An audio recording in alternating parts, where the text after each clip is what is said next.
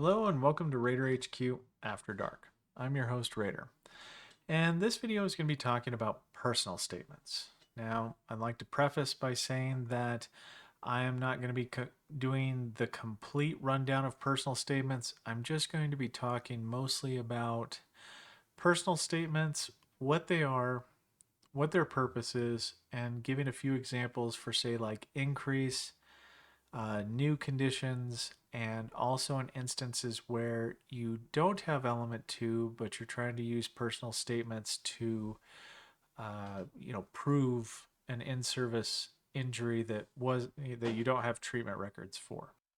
So one of the things that I'd like to talk about up front is there's going to be a part in here in which the manual has what I would consider a bias towards combat veteran personal statements and non-combat veteran personal statements.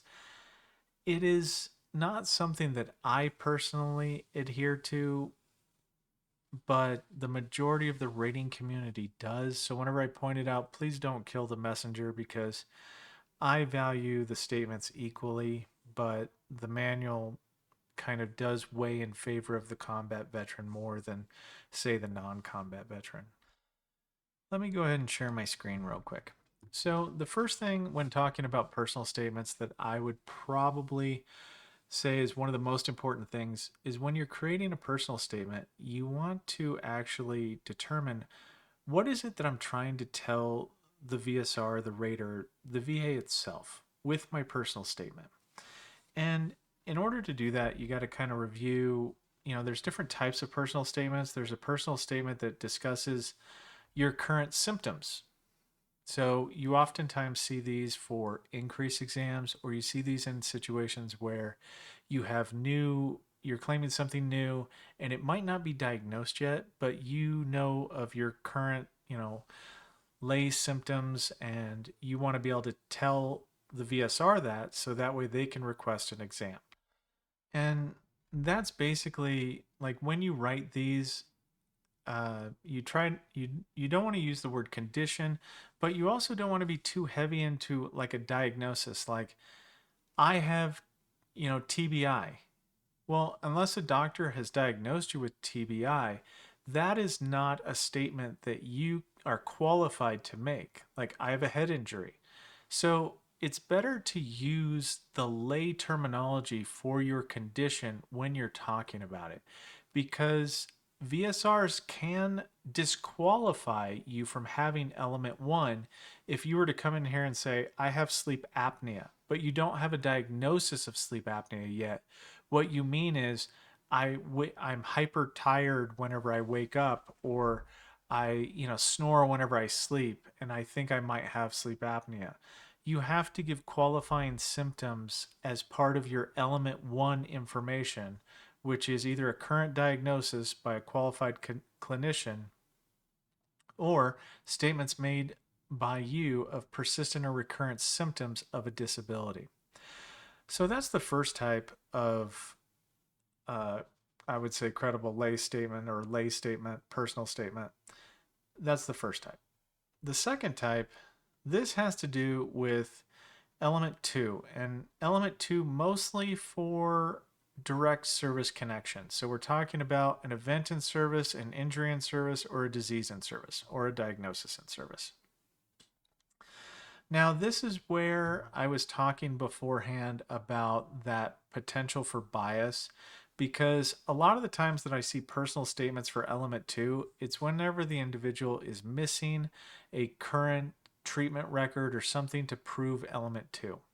So what we often see, and I'm going to just go to the manual here, and this is what I was talking about beforehand, where acceptable lay evidence in situations where, there might be an absence of treatment records. Okay. Now, I don't know if you noticed, but there's a different section for the combat veteran and there's a different section for the non-combat veteran down here. Wow, that's perfect. So the combat veteran, unfortunately, their statements are taken more at face value as long as the statements are consistent with the circumstances conditions and hardships associated with the combat situation. Now, that same level of, like we kind of give them the benefit of the doubt. That same thing is not necessarily true down here because when we talk about it, non-combat vet statements, and we get right to here, must be weighed against other evidence in the claims folder, including the absence of military records documenting or supporting the statements. So I have to compare and contrast, which all this means is that it's more easy for the VSR or the Raider, more specifically the Raider, to not assign weight to the personal statement that's made. Now, there's some potential ways to strengthen this type of personal statement, but if you're non-combat, you are at a disadvantage to the combat people. And please do not shoot the messenger on this one. It's just the way that the manual is written. And the manual dictates how the frontline staff, not what they do, right? Because this tells us what to do. This tells us how to apply these laws and regulations right here. So, yeah, I wanted to kind of talk about that for the element 2 circumstance. And once again, these are for claims that you're trying to get service connection for. If you're already service connected, then there's nothing to prove for element 2. So, yeah, it's just kind of more talking about that. All right, now on to the next element. Now, element 3, this in this context would be a personal statement for chronicity, okay? And I don't know if you guys have remembered from previous videos, but I said that there's 2 separate times in which the elements of service, the elements related to how something's being service connected, there's 2 separate times in which those are reviewed. The first time is by the VSR in order to try to get you an examination. The second time is for the Raider to determine service connection. Now, your personal statement related to chronicity or element 3 will only be reviewed by the VSR in order to get you an exam. If the examiner comes back and agrees with you, then cool, you're going to get service connected more than likely. But if the examiner comes back and they disagree with you, then they have made a medical determination based upon your evidence. So any subsequent chronicity statements are moot because the examiner has overruled you. And the only way to get around that, like say in a supplemental claims situation, is by having another medical provider provide a new statement that overrules that examiner statement. Like, they could say something to the effect of, well, in fact, the veteran does show chronicity as evidenced by X, Y, and Z.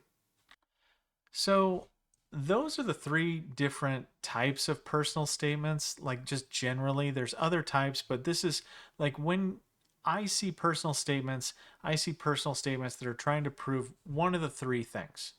Now, I wanted to kind of show you some examples of personal statements that I would personally find probative or that would have weight in my opinion, like that would flavor me to want to push for you or to question the examiner. So I'm going to go through these real quick. The first thing that I'll say that's consistent no matter what type of claim you're doing, what type of contention you're doing, is I would like to see what the disability is as the first thing that you say. This helps me to understand what I'm looking at. If your claim has, let's say, 67 different documents associated with it, it helps me to be able in the first few seconds to see what you're talking about. Because maybe some other piece of evidence has proven element 1 that we have. Like maybe your doctor said something in one of their records that supports a diagnosis. Well, then I don't need your statement. So I don't have to spend time reviewing something that's redundant, I guess. I would still review it because it might have additional information in there that makes me go, oh, well, here's an additional symptom that I can apply and increase their evaluation even more. But just putting this at the top left, as the first thing really helps me to know what's going on. Number 1, what are we talking about? What is it in reference to? Okay, so it's an increase. Got it. And what statement are you trying to prove to me? Now, this is not mandatory, but I really like to see this when people do this because then I can go, okay, so you're trying to prove that you have a current symptoms of the disorder. Got it. I'm going to check that box in my brain and I'm looking for it. So it says my patellofemoral pain syndrome has gotten worse since my last evaluation dated so and so. This is important to me because that way I make no misunderstanding that the condition has gotten better. So if the examiner comes back and says, well, I think the condition got better, at that point in time, I would probably send the claim back or the examination back and say, well, okay, it's gotten better, but the veteran explicitly provides examples of why they think it got worse. Could you please reevaluate and include this evidence with your evaluation? So it's like giving yourself a second chance to retain either your current disability or a potential higher one, with the rater being your advocate, of course. So it says, in addition to the pain that I feel, I experience when I walk in both inflection and extension after 5 minutes or so of continuous walking.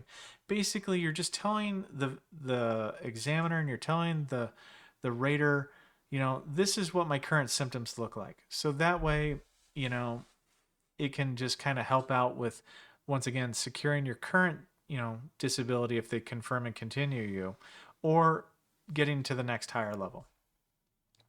I have had a new symptom of instability. Okay, well, this is clearly written as to what you're claiming. I want to know what you're claiming and why you're claiming it. So you're saying there's instability issues. Got it. This symptom first started in January of 2025, and I noticed it when I would carry anything. Here, let me just highlight this. When I would carry anything over 10 pounds, my knee would give out and I would lose my balance. Now, this statement right here not only gives me an idea of when the condition started for potential earlier effective date award of an increase, but it also provides me with a detailed explanation of circumstances and situations in which your instability happens, right? So I can picture it in my mind. These are good little tricks to do, not just for the rater, but for the examiner, right? To give plausibility to, oh, I can see how that would happen. Okay, so when he's carrying stuff, it happens. Okay, got it. Because sometimes during your assessments with the examiner, you can't think of everything. And so it's sometimes good to just kind of write it out, concisely, so that way the examiner can read it. Now, the next part says, the instability persisted and I sought treatment for my condition. Okay, good. Examiners and raters like to see that. Your condition got worse, so you did what? I did nothing. I didn't seek any treatment.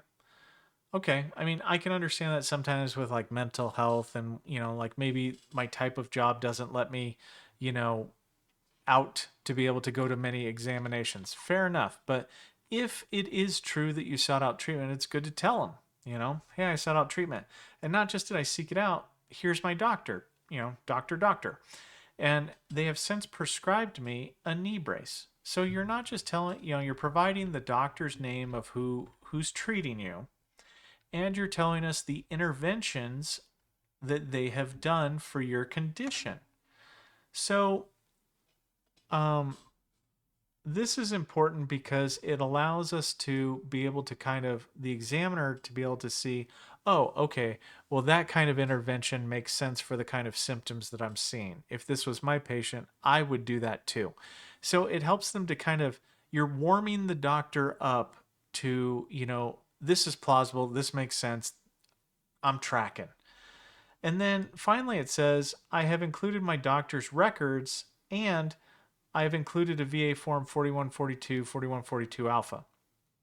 Now, some of you might say this is redundant to include your records, to upload a copy of your records, and to give them the release of information form for it. The reason why you're doing it is, number one, you're uploading the records so that way you make sure that they're of record and it's not a duty to assist error, and you're not having to, file a higher level review for it. You're just making sure that they're all of record. And then in case you get that jerk face rater who says, Well, I believe you might have cherry picked your records, so I want to see them all. You're just cutting that off at the pass. You're making sure that that's not even a factor to be considered. And then finally, you're going to want to be, be considerate. Thank you for your consideration in this matter. You don't have to mean it. You can just be nice, just be nice. So this is for like an example of a pretty well put together, uh, you know, personal statement for an increase exam. This is what I would want to see. And the form that we're talking about on here, and I didn't mention it beforehand, is a 21-4138 form. Any form is fine. Like it doesn't have to be a formal form, but this makes sense. But this is a quick read. This is concise. It gets me to the heart of the matter really easy. Sorry about that. My dog decided to take her food bowl and just bang it all around, all over the place. So I barely was able to cut the video for that. But all right. So going back to this is about all for the increase exams personal statement. So this is pretty concise, pretty put together. Now, the second one that I did here, this would be a personal statement for a newly claimed condition. So we're also staying with the knee, but if you've noticed, we don't have a disability here. We just have symptoms, pain, and instability. You are a subject matter expert on the symptoms that you experience, okay? So that won't be put into question. You can say you have pain, we believe you. So I'm telling them what type of claim it is, how I'm claiming it, and I'm also telling them what element I'm trying to prove. So once again, this is an element 1. And right here, I injured my knee in service in, Fort Bragg at, on this date and time. Personally, for these newly claimed conditions, I want to know about the in-service incident.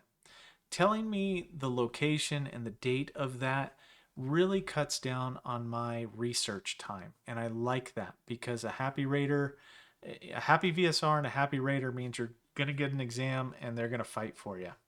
Not to say that if you didn't put this in here, we wouldn't fight as hard, but it's just, it's nice to be able to kind of connect the dots as quickly as possible. So, and then we move on here to I was treated for the condition at, we'll say like Fort Bragg on this date, and this date. The reason why you're giving the location, this is more for the examiner, and the dates and times right here are meant to kind of put into the doctor's mind, the evaluator or examiner's mind, that that your condition was chronic. It wasn't just one time that you were injured, or whatever. It's however many times that you were treated for the condition. So that's to help lend credibility in the eyes of the examiner. At the time of my injury, I experienced pain when I would walk or climb stairs. This is important for new claimed conditions, providing a kind of a overview of what your disability looked like at the time can help the examiner determine like how plausible the symptoms are to the type of injury and how it happened. So this can be important. It's always good to kind of share, what it looked like, because it's easy enough to say, yeah, I just injured my knee in service, but giving an overview of what that looked like, how that impaired you, how that hindered you during service. I had to be put on profile, I had to do this, I had to do that.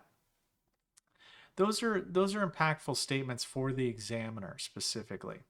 These symptoms persisted after service. Now, I know that we only put element 1 in here, but this is an element 3 statement.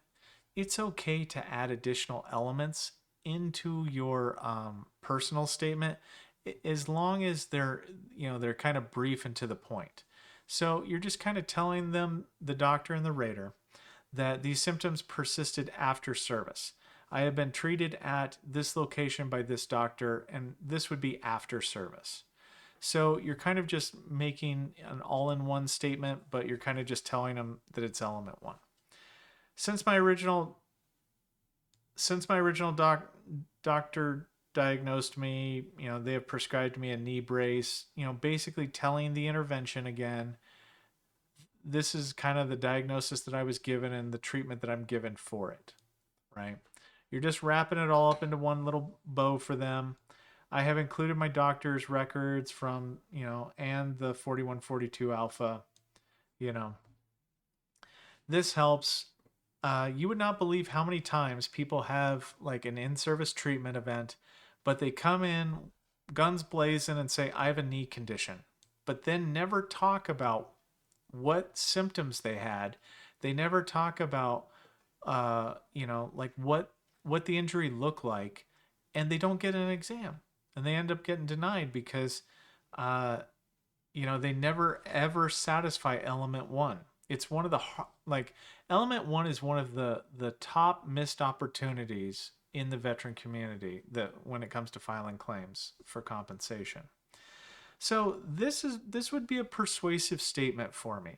Obviously the doctor's going to do the heavy lifting, but I would, use this. I would want to make sure, because this would make me go back and review the examiner statements and make sure that they included or considered all of these points, right? These data points that you've given for treatments and in different timelines. I'd want to make sure that each one is accounted for in the doctor's medical opinion and in their evidence review section of the DBQ. So, like I said, this is a newly claimed condition personal statement that I would find probative.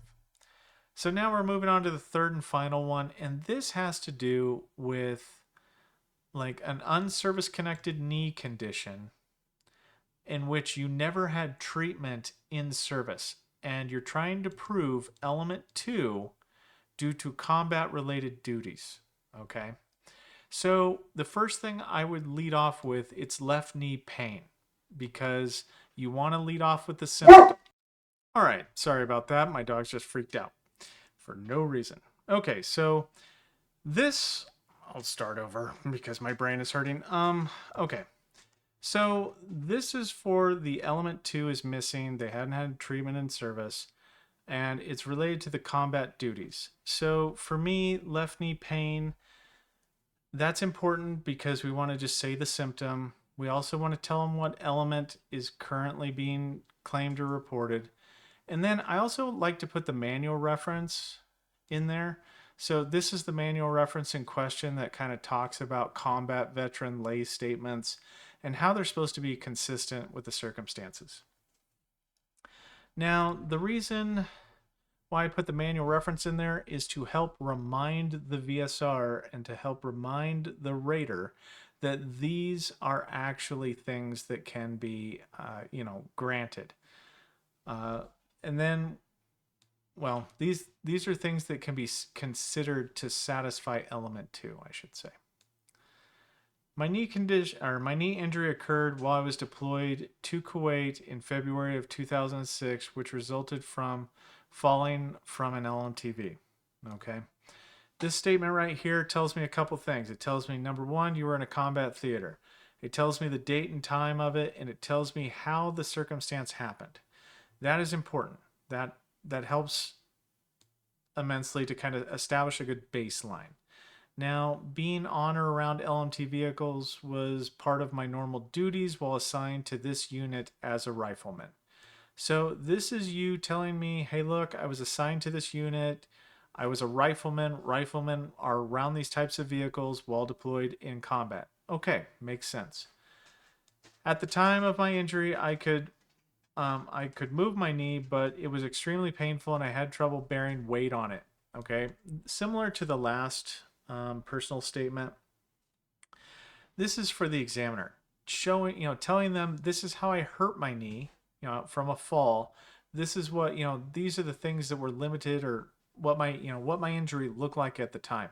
And the reason why you're doing that is you're trying to paint a picture for the examiner so they can see if that type of, symptoms match up with that injury type. Okay. And it means more than because they'll go, okay, it's plausible, or it's not. My injury was witnessed by Specialist Jody, who was also assigned to the same unit of so-and-so as a rifleman.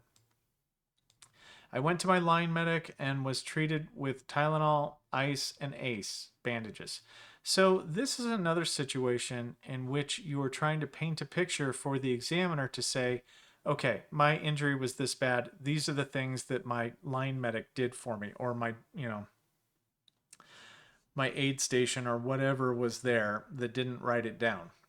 I felt a 7 out of 10 pain for about 2 weeks after that, finding it hard to run and put weight on it. Okay, so continuing to once again paint the picture for the examiner.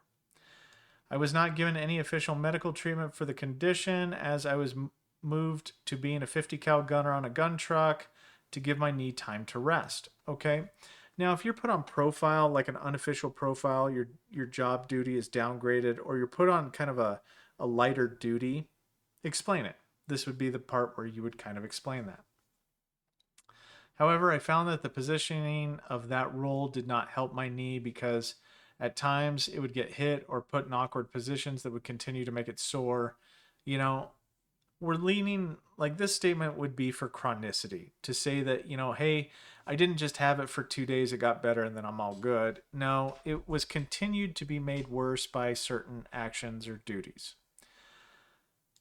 I sought out my line medic, specialist medic, the rest of the time during deployment. So you're just kind of giving them a chronicity statement saying that, hey, look, I still had to go see my line medic, throughout the rest of my deployment. Since the deployment, I have had continued knee pain when walking and trying to carry objects and when using stairs. This is a element 3 statement for chronicity. Like I said beforehand, you can sprinkle these in as long as they're not, to just keep the narrative going, to tell your tale, tell your story. So that way they don't ding you for, a lack of chronicity just because you didn't mention it. My official medical treatment for my knee started on this day at this time at this VA hospital. So this statement right here was meant to kind of, carry you over from service to this time, to whenever you got officially diagnosed. And I have been subsequently diagnosed with patellofemoral pain syndrome due to my fall while on active duty. Now, that's a subjective statement, but it would fall in line because remember, whenever we're reviewing this, consistent with the circumstances, conditions, and hardships of combat, we're kind of giving you the benefit of the doubt, remember? So this, hopefully it'll help. I mean, once again, I have to put the disclaimer on here that I'm just one rater, and you have to convince an examiner and other raters as to whether or not, they find this persuasive. I find this very persuasive because if you remember, for my quality reviews, I've got to be able to point to something that makes sense. And what really makes sense, oops, I hate this, is whenever you have this part. I have provided buddy statements for both Specialist Jody and Specialist Medic. Each have included copies of their DD-214 showing that they were assigned to the same unit and were also deployed to Kuwait at the same time. This right here makes the value of your personal statements go up exponentially. It also makes the value of your buddy statements go up exponentially because if they show evidence, right, that they were assigned to the same unit at the same time in the same combat theater, then their buddy statements have value. Not only that, but if the DD-214 shows that Specialist Medic was a medic at the time, then their statement holds additional weight. So this is kind of probative for me. Like this would be valuable for me. Of course, I would double check all of this evidence to the best of my ability, trying to corroborate it. But this would be a powerful I'm missing element 2 situation in which, I use these things and kind of intertwine them together to make a, impromptu element 2. I don't know. So number 1, thank you. That's about it. All that I've got for this one. I've recorded it about 16 times. My dogs are being relentless. They barked one time during this. I'm not going to edit it out. I want you to see the madness that I have to endure at all times. But anyway, this is personal statements. Thank you, and do all the YouTube stuff. Like, subscribe, hit the thumbs up if you want to. Anyway, Raider out. Thanks.